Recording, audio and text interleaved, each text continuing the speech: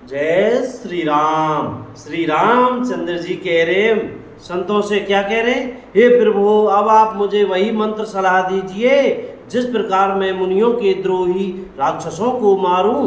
प्रभु की वाणी सुनकर मुनि मुस्कुराए और बोले, हे नाथ आपने क्या समझ कर मुझसे यह प्रश्न किया है। हे पापों का नाश करने वाले, मैं तो आप ही के वचन के प्रभाव से आपकी कुछ थोड़ी सी महिमा जानता हूँ। आपकी माया गूलर के विशाल वृक्ष के समान है।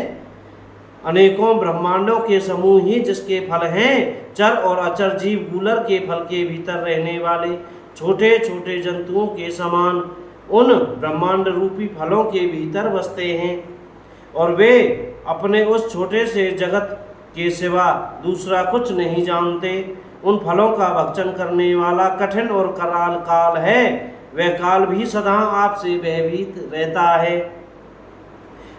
उन्हीं आपने समस्त लोकपालों के स्वामी होकर भी मुझसे मनुष्य की तरह प्रश्न किया। हे कृपा के धाम, मैं तो यह वर मांगता हूँ कि आप श्री सीता जी और छोटे भाई लक्ष्मण जी सहित मेरे हृदय में सदा निवास कीजिए। मुझे प्रगाढ़ भक्ति, वैराग्य, सत्संग और आपके चरण कमलों में अटूट प्रेम प्राप्त हो।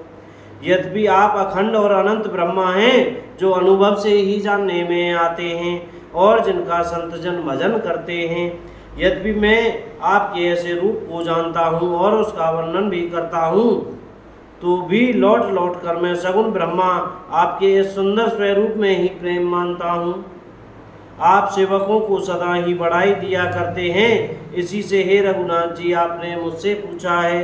हे प्रभु, एक परम मनोहर और पवित्र स्थान है, उसका नाम पंचवटी है। हे प्रभु, आप दंडकवन को जहाँ पंचवटी है पवित्र कीजिए और श्रेष्ठ मुनि गौतम जी के कठोर शाप को हर लीजिए। हे रघुकुल के स्वामी, आप सब मुनियों पर दया करके वहीं निवास कीजिए। मुनि की आज्ञा पाकर श्री रामचंद्र जी वहाँ से चल दिए और शीघ्र ही पंचवटी के निकट पहुँच गए।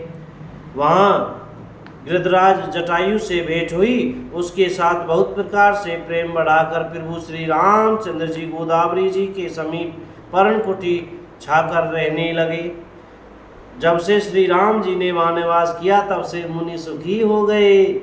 उनका डर जाता रहा। पर्वत, वन, नदी और तालाब शोभा से छा गए। वे दिनों दिन अधिक सुहावने मालूम होने लगे। पक्षी और पशुओं के समूह आनंदित रहते हैं और भौरे मधुर गुंजार करते हुए शोभा पा रहे हैं। जहाँ प्रत्यक्ष श्री राम जी विराजमान हैं, उस वन का वर्णन सर्पराज शेष जी भी नहीं कर सकते। एक बार प्रभु श्री राम जी सुख से बैठे हुए थे। उस समय लक्ष्मण जी ने उनसे छल रहित सरल वचन कहे, हे देवता, मनुष्य, मुनि और चराचर के स्वामी, मैं अपने प्रभु की तरह अपना स्वामी समझकर आपसे पूछता हूँ। हे देव, मुझे समझाकर वही कीजिए जिससे सब छोड़कर मैं आपकी चरण रज की ही सेवा करूं। ज्ञान, वैराग्य और माया का वर्णन कीजिए और उस भक्ति को कहिए जिसके कारण आप दया करते हैं।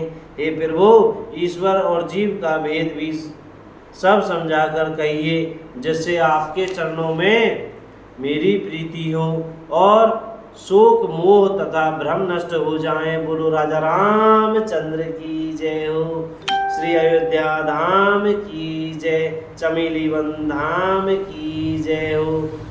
जय बजरंगबली की, साब संतन की जय। अपने अपने गुरु महाराज की जय हो। भैया बोलने पढ़ने कहने भैया हमसे कोई गलती हो गई हो तो कृपया क्षमा करते रहिएगा। आज कथा का यहीं विश्राम करते हैं, बाकी कथा फिर कहेंगे। बोलो राम जी की जय हो।